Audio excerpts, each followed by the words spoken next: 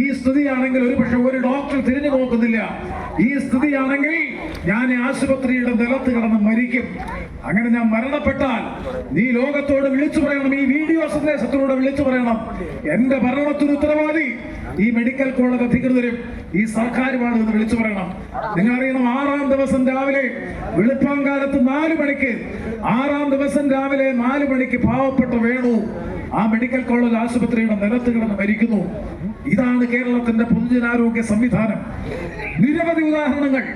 ശസ്ത്രക്രിയ കഴിഞ്ഞാൽ സ്ത്രീകളുടെ ഉദരത്തിൽ കത്രിക നിക്ഷേപിക്കുകയും 50 വർഷം കഴിഞ്ഞാലും അതുകൊണ്ട് ഒരു കുഴപ്പവുമില്ല എന്ന് പറയുന്ന ആരോഗ്യവും മേധാവിയും അവർക്ക് നേതൃത്വം കൊടുക്കുന്ന ഒരു മന്ത്രിയും ഒരു ഗവൺമെന്റും ഞാൻ വിശദീകരിക്കുന്ന 10 മണിക്ക് തീർക്കേണ്ടതായിട്ടുണ്ട്. സർവ്വ മേഖലയിലും അരാജകത്വം വിതച്ച നമ്മുടെ കുഞ്ഞുങ്ങൾ, ഇവിടെ കശുവണ്ടി തൊഴിലാളികളുണ്ട്. ശ്രീ നൌഷാദ് MLA, ഇപ്പൊ സ്ഥാനാർത്ഥി. എന്താണ് നൌഷാദും PK ഗുരുദാസനും ശ്രീമതി മേഴ്സിക്കുട്ടിയമ്മയും ഇവിടെ വന്ന് പറഞ്ഞത് 2016-ൽ?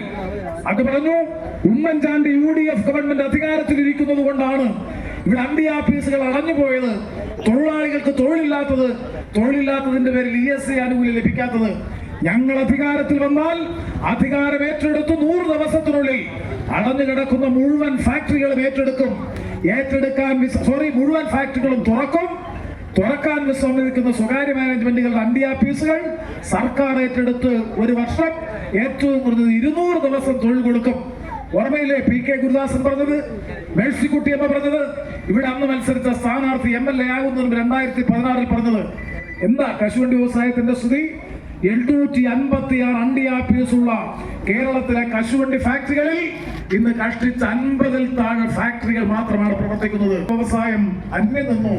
ഞാൻ അഭിമാനബോധത്തോടു കൂടി പറയുന്നു, കോൺഗ്രസ് പറയുന്നു, UDF പറയുന്നു, സോണിയാഗാന്ധിയുടെ നേതൃത്വത്തിലുള്ള ഡോക്ടർ മൻമോഹൻ സിംഗിന്റെ നേതൃത്വത്തിലുള്ള 1ാം UPA ഗവൺമെന്റ് നടപ്പാക്കിയ മഹാത്മാഗാന്ധി ഗ്രാമീണ തൊഴിലുറപ്പ് പദ്ധതി ഉള്ളത് കൊണ്ട് മാത്രമാണ് തൊഴിൽ നഷ്ടപ്പെട്ട പാവപ്പെട്ട കരിയിലും കറയിലും പുകയിലും പണിയെടുക്കുന്ന കശുവണ്ടി തൊഴിലാളികൾ ഇന്ന് പട്ടിണി കൂടാതെ ജീവിക്കുന്നത്. സത്യത്തിൽ തൊഴിലുറപ്പ് നിയമത്തിന്റെ അടിസ്ഥാനത്തിലുള്ള തൊഴിൽ ലഭിക്കുന്നതുകൊണ്ടാണ്.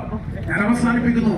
അതുകൊണ്ട് ഈ പാഴായ 10 വർഷം ഈ നാടിന്റെ വികസനോന്മുഖ പ്രവർത്തനങ്ങൾ, ജനക്ഷേമ പ്രവർത്തനങ്ങൾ, അത്തരം കാര്യങ്ങളിലൊക്കെ നിഷേധാത്മകമായ നിലപാട് സ്വീകരിച്ച അഹങ്കാരത്തിന്റെ ഭരണം, ധാർഷ്ട്യത്തിന്റെയും ധിക്കാരത്തിന്റെയും ഭരണം, പാവപ്പെട്ടവനൊരു ചോദ്യം ചോദിച്ചാൽ അതിന്റെ വീട്ടിൽ പോയി ചോദിക്കാൻ പറയുന്ന മുഖ്യമന്ത്രി, അങ്ങനെ പറയുന്ന മുഖ്യമന്ത്രിയുടെ കീഴിൽ പ്രവർത്തിക്കുന്ന ഒരു MLA-യുടെ ധാർഷ്ട്യം, ധിക്കാരം, അഹങ്കാരം എന്തായിരിക്കുമെന്ന് ഞാൻ പറയേണ്ട കാര്യമില്ലല്ലോ. അതാണ് ഈ നിയോജക മണ്ഡലം ഇന്ന് അനുഭവിക്കുന്ന ദുരന്തം. അതുകൊണ്ട് ഈ തെരഞ്ഞെടുപ്പിൽ തകർത്തെറിഞ്ഞ കേരളത്തെ വീണ്ടെടുക്കാൻ ഐക്യ ജനാധിപത്യ മുന്നണിക്ക് വോട്ട് നൽകി കോൺഗ്രസിന്റെ നേതൃത്വത്തിൽ ഒരു UDF ഗവൺമെന്റ് കേരളത്തിൽ അധികാരത്തിൽ വരിക. അങ്ങനെ ഒരു ഗവൺമെന്റ് കേരളത്തിൽ അധികാരത്തിൽ വന്നാൽ ഞങ്ങൾ ഉറപ്പ് നൽകുന്നു, മുഴുവൻ അമ്മമാർക്കും സഹോദരിമാർക്കും KSRTC ബസ്സിൽ 1 പൈസ പോലും കൊടുക്കേണ്ട സമ്പൂർണ്ണ സൗജന്യയാത്ര. നിങ്ങളുടെ മക്കൾ കോളേജിൽ പഠിക്കുന്നെങ്കിൽ കോളേജിൽ പഠിക്കുന്ന പെൺമക്കൾക്ക് പ്രതിമാസം 1000 രൂപ അവർക്ക് പോക്കറ്റ് മണി നിങ്ങൾ 1 പൈസയും ചെയ്ത് കൊടുക്കണ്ട. വനിതാ ശാക്തീകരണം. കേരളത്തിൽ നിലവിലുള്ള പെൻഷൻ, ഏറ്റവും കുറഞ്ഞ സാമൂഹ്യ സുരക്ഷാ പെൻഷൻ 3000 രൂപയായി വർദ്ധിപ്പിക്കും. 3 കിഡ്നി മാറ്റിവെക്കൽ ശസ്ത്രക്രിയ, അതുപോലെ ഹൃദയം മാറ്റിവെക്കൽ ശസ്ത്രക്രിയ, കരൾ മാറ്റിവെക്കൽ ശസ്ത്രക്രിയ, open heart surgery, bypass surgery, chemotherapy, അതുപോലെ ഡയാലിസിസ് തുടങ്ങി ലക്ഷക്കണക്കിന് രൂപ ചികിത്സാ ചെലവ് വരുന്ന ചികിത്സ കോൺഗ്രസിന്റെ നേതൃത്വത്തിൽ UDF ഗവൺമെന്റ് അധികാരത്തിൽ വരുമ്പോ 25 ലക്ഷം രൂപ വരെ ചികിത്സ വരുന്ന മുഴുവൻ ചികിത്സയും സർക്കാർ ഏറ്റെടുത്ത് നടപ്പാക്കുന്ന ഉമ്മൻചാണ്ടി ആരോഗ്യ സുരക്ഷാ പദ്ധതി കേരളത്തിൽ നടപ്പാക്കും. അഭ്യസ്തവിദ്യരായ യുവതീ യുവാക്കൾക്ക് പലിശയില്ലാത്ത 5 ലക്ഷം രൂപ വായ്പ, 60 കഴിഞ്ഞ മുതിർന്നവർക്ക് അവരുടെ സംരക്ഷണവും ക്ഷേമവും ഉറപ്പുവരുത്താൻ വേണ്ടി പ്രത്യേക വകുപ്പ്.